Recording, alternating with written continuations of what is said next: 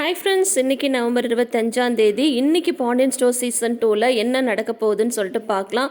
ஒரு முக்கியமான உண்மை இன்றைக்கி வெளியே வந்துடுச்சு. நீங்கள் டைட்டில் பார்த்ததுமே தெரிஞ்சிருப்பீங்க, நேற்று ப்ரமோவும் பார்த்துருப்பீங்க இல்லையா?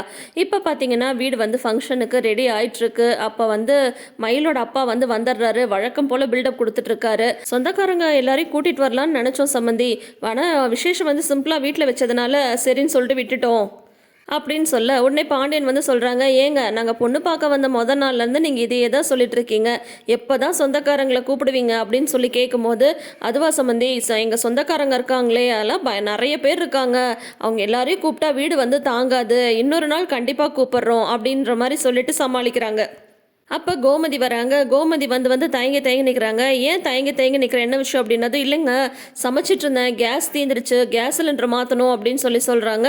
எவ்வளோ வேலை வேணால் செஞ்சுடுவா, ஆனால் இந்த சிலிண்டர் மாற்றுறது நான் மட்டும் அவளுக்கு கொஞ்சம் பயம் அப்படின்னதும் நான் மாற்றி தரவான்றாங்க. ஐயோ நீங்கள் எதுக்குங்க, வேணாம் பழனி அனுப்புங்க அப்படின்றாங்க. ஆமாக்கா இந்த வேலைக்கு மட்டும் கரெக்டாக தவறாமல் என்னை கூப்பிட்டுருவி அப்படின்னதும், வாடா உள்ளே மாற்றி கொடு அப்படின்னு சொல்கிறாங்க. ஆக்சுவலாக அவங்க கூப்பிட்டது சிலிண்டர் மாற்றுறதுக்கு கிடையாது. அவங்க பார்த்தீங்கன்னா இந்த ஃபங்க்ஷனுக்கு ஸ்வீட்டு இதெல்லாம் செஞ்சுருக்காங்களா, அதை அவங்க அம்மாவுக்கு கொடுத்து விடுறதுக்காக இது எல்லாத்தையும் கொண்டு போய் அம்மாட்ட கொடு அப்படின்னு சொல்கிறாங்க.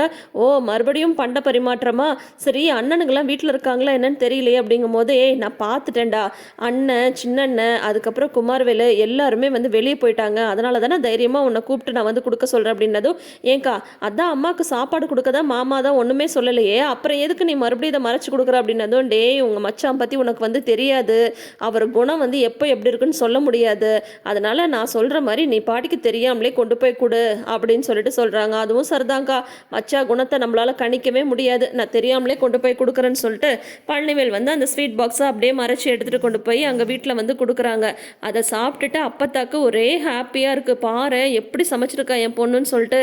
கல்யாணத்துக்கு முன்னாடி அவளுக்கு அவ்வளோவா சமைக்க கூட தெரியாது, இப்போ இவ்வளோ ருசியாக சமைக்கிறா அப்படின்னு சொல்லிட்டு, அவன் என்ன வேற யாரையோவா கல்யாணம் பண்ணிக்கிட்டா, நம்ம கடையில் வேலை பார்த்துட்டு இருந்தவங்கள தானே விரும்புகிறேன்னு சொன்னா, அவங்களே பேசி எல்லாமே நல்லபடியாக நம்மளே கல்யாணம் பண்ணி வச்சுருந்தா இந்நேரம் இந்த ஃபங்க்ஷனுக்கு நம்மளுமே போயிருப்போம், நல்லா இருந்திருக்கும், நம்ம ராஜியும் வேற இப்போ அங்கே தான் இருக்கா, எல்லாம் ஒன்றுக்கு ஒன்று நம்மளே கட்டி வச்சுருந்தா எவ்வளோ சந்தோஷமாக இருந்திருக்கும் அப்படின்னு அப்பத்தான் சொல்லிட்டு இருக்காங்க.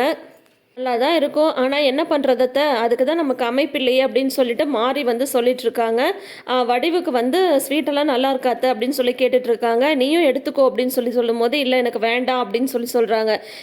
ஏன் நீ எங்கள் அண்ணன் சொல்ல தட்டக்கூடாதுன்னு சொல்லிட்டு வேணான்றீங்களா, அக்கா சூப்பராக செய்வோம் சாப்பிட்டு பாருங்க அப்படின்றாங்க. இல்லை எனக்கு வேண்டாம், நீங்களாம் சாப்பிடுங்க அப்படின்னு சொல்லிட்டு உள்ளே எழுந்து போயிடுறாங்க. அக்காவுக்கு மனசில் வருத்தமாக இருக்கும், ஏன்னா ராஜிக்கு நம்மளால் எதுவும் போய் செய்ய முடியலன்னு சொல்லிட்டு, இப்போ மட்டும் எல்லாம் நல்லபடியாக இருந்திருந்தா நம்மளும் சிறு தட்டோட கிளம்பிருக்க மாட்டோமா அப்படின்னு சொல்லிட்டு மாறி சொல்லிட்டு இருக்காங்க. உள்ளே போகிற வடிவு ராஜியோட ஃபோட்டோ வச்சு அவங்க அழுதுட்டு இருக்காங்க. பக்கத்துலேயே இருந்தும் உனக்கு ஒரு நல்லது நடக்கும்போது என்னால் கலந்துக்க முடியல பாத்தியா, நான் உன்னை நல்லா தானே வளர்த்தேன், ஏண்டி எனக்கு இப்படி ஒரு துரோகத்தை பண்ணிட்டு போனேன் அப்படின்னு சொல்லிட்டு அழுதுட்டு இருக்காங்க. இங்கே பார்த்தீங்கன்னா மயில் ரெடி ஆகிடுறாங்க. அப்போ குழலியும் உள்ளார் இருக்காங்க. இந்த பக்கம் ராஜி மீனா எல்லாருமே ரெடி ஆகிடுறாங்க. எல்லாம் ரெடி ஆகிட்டிங்களா திரும்புங்க அப்படின்னு சொல்கிறாங்க.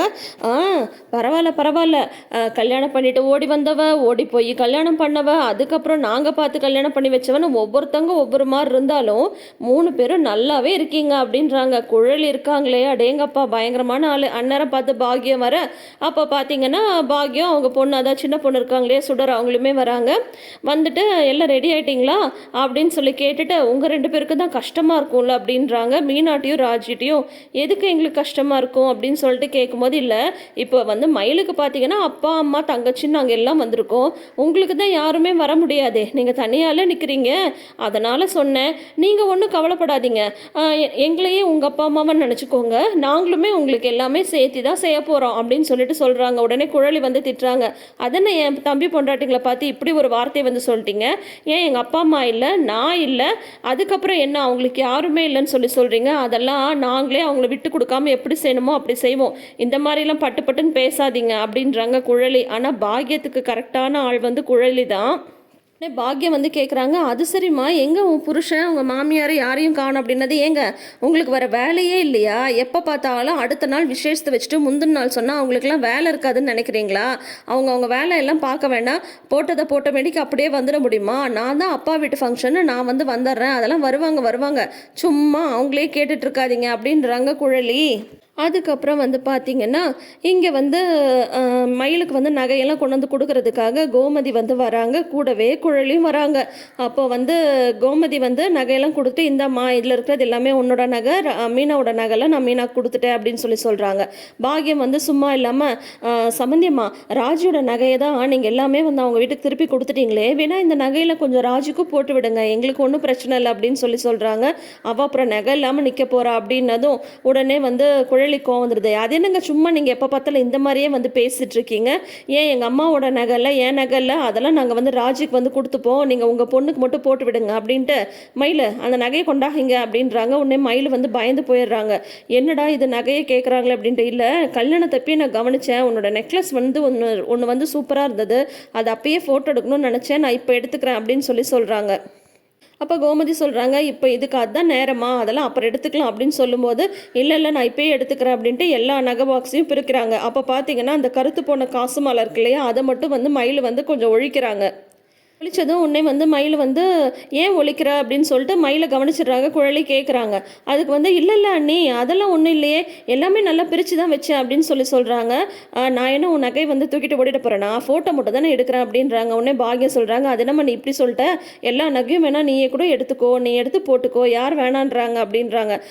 வேணாம் எனக்கு ஃபோட்டோ மட்டும் எடுத்தால் போதும் அப்படின்ட்டு வச்சுட்டு போயிடுறாங்க. உடனே மயிலுக்கு வந்து செம டென்ஷன் ஆகி போயிடுது.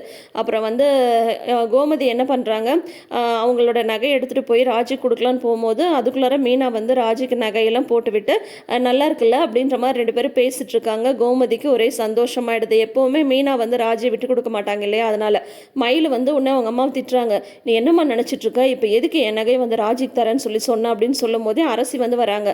அரசி வந்துட்டு என்னோட ட்ரெஸ் எல்லாம் நல்லா இருக்கா அப்படின்னு சொல்லிட்டு கேட்குறாங்க. இங்கே இருந்தால் எதுவுமே பேச முடியாது, அதெல்லாம் நல்லா இருக்கிற அரசி அப்படின்னு சொல்லிட்டு வா மாடிக்கு போய் பேசலாம் அப்படின்ட்டு மாடிக்கு வந்து கூட்டிகிட்டு போகிறாங்க.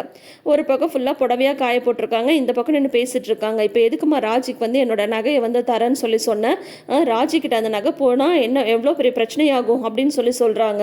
பார்த்தா இந்த பக்கம் வந்து ராஜியும் மீனாவும் வந்து செல்ஃபி எடுக்கிறதுக்காக ஃபோட்டோ எடுத்துகிட்டு இருக்காங்க. அதில் இருக்கிறதுலே 8 பவுன் தான் தங்க நகை, மீதியெல்லாம் கவரிங்கா உங்களுக்கு தெரிஞ்சுட்டா அப்படின்னு சொல்லும்போது கரெக்டாக அந்த சேலையை விலக்கி ராஜியும் மீனாவும் பார்க்குறாங்க. உடனே பார்த்தீங்கன்னா இவங்க பயந்து போயிடுறாங்க. வாங்கம்மா, எங்கே வந்தீங்க? ஓ, ரெடி ஆகிட்டு ஃபோட்டோ எடுக்கலான்னு வந்தீங்களா? அது என்ன நீங்கள் மட்டும் எடுக்கிறீங்க, மயிலெல்லாம் கூட்டுக்கு சேர்த்துக்கவே மாட்டிங்களா எப்பயும் அப்படின்னு சொல்கிறாங்க. அதெல்லாம் இருக்கட்டும், என்னமோ ராஜிக்கு வந்து கொடுத்தா கவரிங்னு தெரிஞ்சிடும்னு சொன்னீங்க, என்னது அது அப்படின்னதும் அதெல்லாம் ஒன்றும் இல்லையே, எங்கள் சொந்தக்கார பொண்ணு ஏதோ கவரிங் நகை வாங்கினாலாம், அதை பற்றி சொல்லிட்டு இருந்தா அப்படின்னு சொல்லும் போது உடனே மயில் வந்து சொல்கிறாங்க, நீ இருமா அப்படின்ட்டு, நீங்கள் எல்லாமே கேட்டிங்களா அப்படின்னு கேட்குறாங்க. கேட்டுட்டோம் அப்படின்னு சொன்னதும் என்னோட நகையில் முக்கால்வாசி எல்லாமே கவரிங் தான், அதுதான் வந்து நான் வந்து சொல்லிட்டு இருந்தேன் அப்படின்னு சொல்கிறாங்க. எல்லாமே நாங்கள் பாதிக்கு பாதி மேலே கவரிங் நகை போட்டு தான் இந்த கல்யாணமே நடந்தது அப்படின்னு மயில் சொல்லும்போது ராஜியும் மீனாவும் கேட்டு ரொம்ப ஷாக் ஆகி நிற்கிறாங்க. அதோட வந்து இன்றைக்கி எபிசோடை வந்து முடிச்சிருக்காங்க. ஸோ நாளைக்கு வந்து இவங்கக்கிட்ட ஹெல்ப் கேட்க போகிறாங்க. தயவு செஞ்சு இந்த விஷயத்த வந்து வீட்டில் சொல்லிடாதீங்க அப்படின்னு சொல்லிட்டு கண்டிப்பாக வந்து மயிலுக்கு ஹெல்ப் பண்ணுறதுக்காக ராஜியும் மீனாவும் உண்மையாக வீட்டில் வந்து சொல்ல மாட்டாங்க. ஆனால் குழலிட்டு வந்து எப்படி தப்பிப்பாங்க தெரியல. வெயிட் பண்ணி பார்ப்போம். தொடர்ந்து அப்டேட்ஸ்க்கு நம்ம சேனலை சப்ஸ்கிரைப் பண்ணிக்கோங்க. நோட்டிஃபிகேஷன் பெல் ஐக்கானில் ஆல் சிம்பிள் கிளிக் பண்ணிக்கோங்க. தேங்க்யூ.